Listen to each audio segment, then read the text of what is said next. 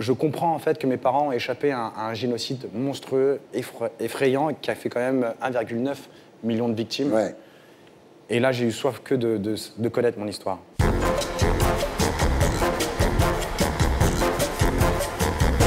Nous accueillons notre terrien du samedi 20h.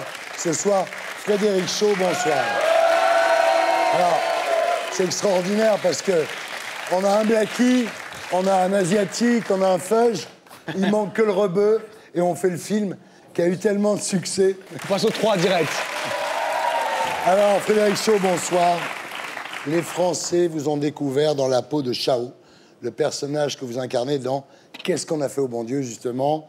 20 millions d'entrées plus tard, vous publiez un livre intitulé « Je viens de si loin » aux éditions Philippe Ray, dans lequel vous racontez votre incroyable destin, du Cambodge des Khmers rouges jusqu'aux marches du Festival de Cannes.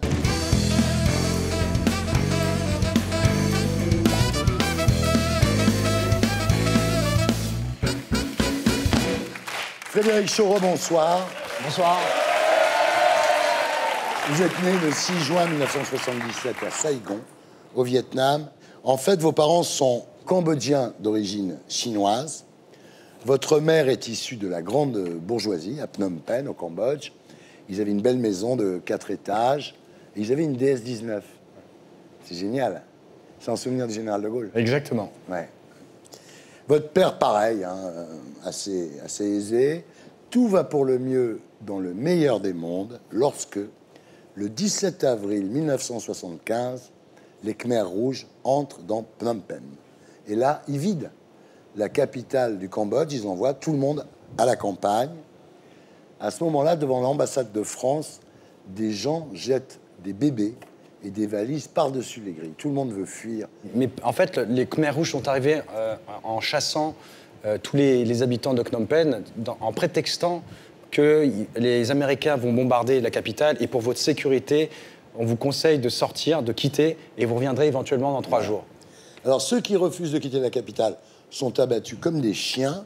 Les Khmers rouges veulent éradiquer tous ceux qui sont riches ou intellectuels, et ils confisquent, alors ça c'est incroyable, ils confisquent les montres et les lunettes. Et votre père qui est myope, il est perdu. Ouais, pendant son exode, mon père portait des lunettes et en fait, il est caché quelque part pour pas qu'on puisse l'identifier comme une famille bourgeoise ou en tout cas un lettré et qui était immédiatement en fait exécuté. À ce moment-là, les Américains perdent la guerre du Vietnam et vos parents comprennent que le salut ne viendra pas évidemment des Américains puisqu'ils sont sur le départ. Habillés en paysans, vos parents s'enfuient et à l'époque, on donne aux enfants des morceaux de bois à mâchonner pour tromper la faim. Vos parents sont obligés de boire l'eau des flaques sur la route. Arrivé à Saigon, votre père se lance dans les affaires. Il fait du marché noir, il fait des faux papiers pour aider des amis cambodgiens. Et c'est là que votre mère tombe enceinte. Alors, comme prénom, au départ, elle pense à Alain Delon. Ouais.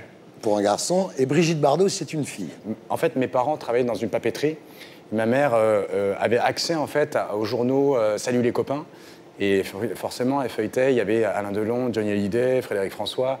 Et je me suis appelé Frédéric, mais j'ai failli m'appeler Johnny. Et j'espère, heureusement, qu'elle n'était pas fan d'Enrico Macias, parce que sinon, ça aurait été très compliqué. Alors, le 15 décembre 1977, vous avez 6 mois, toute votre famille s'envole pour Paris. Et vous vous retrouvez dans un appartement, enfin, vous en souvenez pas, mais vos parents se retrouvent dans un appartement qui sert de dortoir. On était 11 dans un F3 dans le quartier de Marx-Dormois à Paris, dans le 18e arrondissement. Et c'était un peu ça. 2 jours après votre arrivée, votre père a déjà trouvé du travail.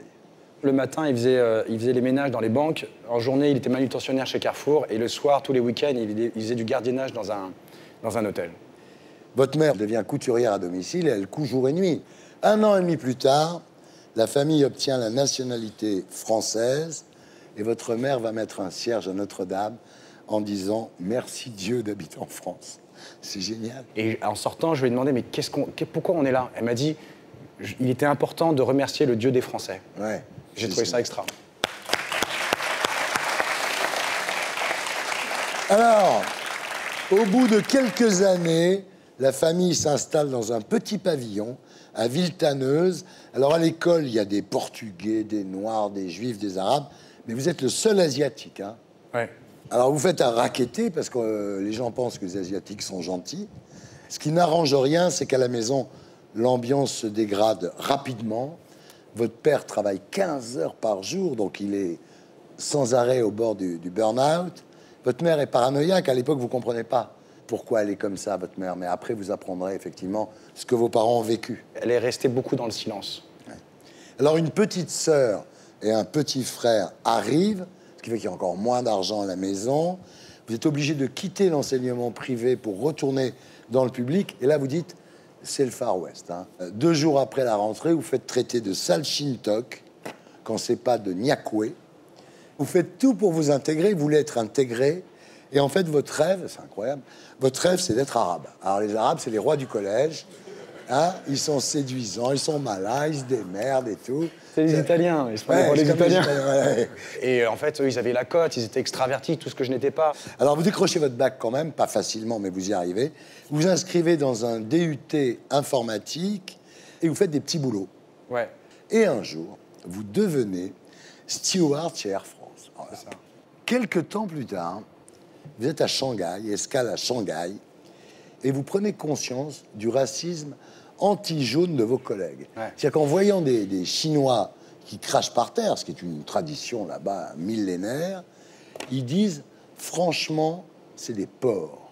Et là, vous repensez à la phrase de votre père, défends tes origines, quoi qu'il arrive. C'était un choc pour vous, ça. Oui, parce que moi, je pars du principe que quand on va dans un pays, on n'arrive pas avec ses us et coutumes. Je pense qu'on s'adapte plutôt à l'environnement dans lequel on est. Alors là, vous inscrivez dans un cours de théâtre au Marais et vous rencontrez notre ami que je salue ici, Kader Aoun, qui vous prend au Jamel Comedy Club. C'est ça. Et vous devenez le Chinois du Jamel Comedy Club. Je voulais devenir rebeu encore, mais il m'a dit physiquement, on ça passe n'échappe pas à pas. son Ouais, destin. les Renois, t'aurais eu du mal de faire Renoir. ouais. Là, c'est la fête. Vous éclatez, là.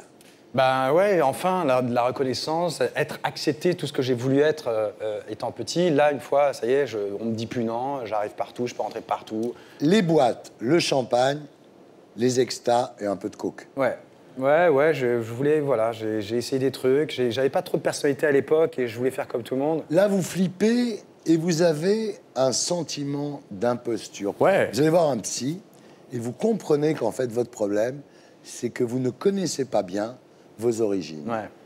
Vous questionnez vos parents, vous leur demandez, parce qu'ils n'en ont jamais tellement parlé. Non. Et d'ailleurs, vous irez au Cambodge, visiter le camp S21, où officier le monstre douche. Et je comprends en fait que mes parents ont échappé à un génocide monstrueux, effrayant, qui a fait quand même 1,9 million de victimes. Ouais.